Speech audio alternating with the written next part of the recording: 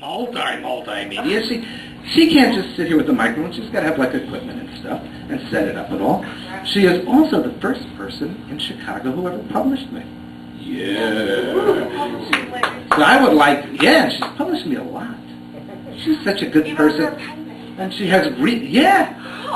She's the only person in this town who knows me under my pen name. Which I won't tell you. Which I can. If I do, I'll have to kill you. Right. So let us hear it for Janet Kuypers.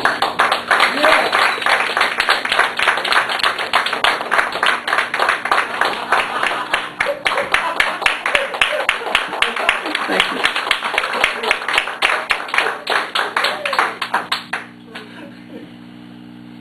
Now that we have the information superhighway, we can throw out into the open our screams, our cries for help so much faster than we could before. Our pleas become computer blips, tiny bits of energy traveling through razor-thin wires, traveling through space, to be left for someone to decipher when they find the time.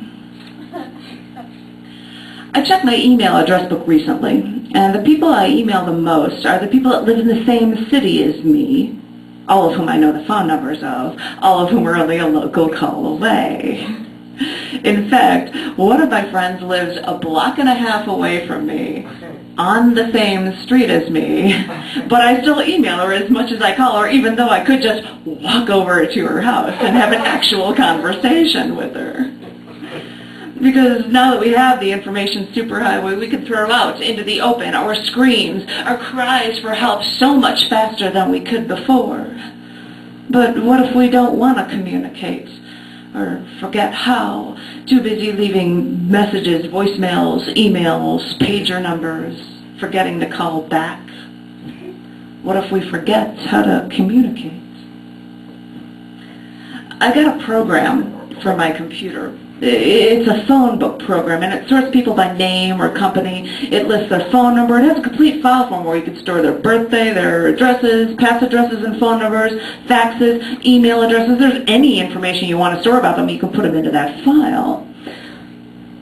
And I love this program. I've created a file with all of the phone numbers I've ever needed in all of my life. I'm always adding new information to this file. I keep a copy of it on my computer at work, on my hard drive at home, on my laptop, and even on a floppy disk in case, there's a fire at work and my hard drive at home crashes.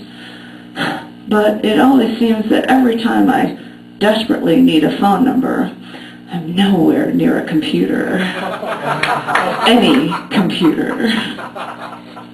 Because now that we have the information superhighway, we can throw out into the open our screams, our cries for help so much faster than we could before.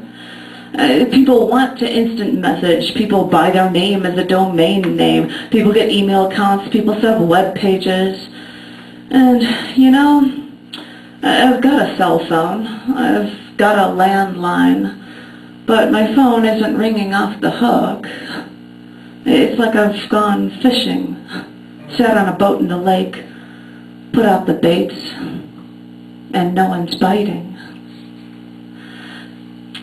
I wanted to get a hold of an old high school friend of mine, Vince's. The last I heard, he went to Marquette University, but that was years ago, so he could be anywhere. I talked to a friend or two that knew him, but they lost touch with him too. So I searched on the internet to see if his name appeared on a web page or if he had an email address. He didn't.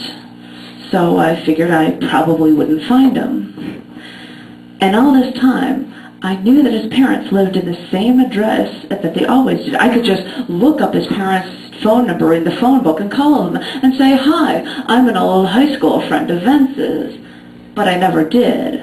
And then I realized why. You see, I could search the internet for hours and no one would know that I was looking for someone. But now, with one single phone call, I'd make it known to his entire family that I wanted to see him enough to call after all of these years. And I didn't want him to know that. So I never called. Because now that we have the information superhighway, we can throw out into the open our screams, our cries for help so much faster than we could before. But then the question begs itself, who is there to listen?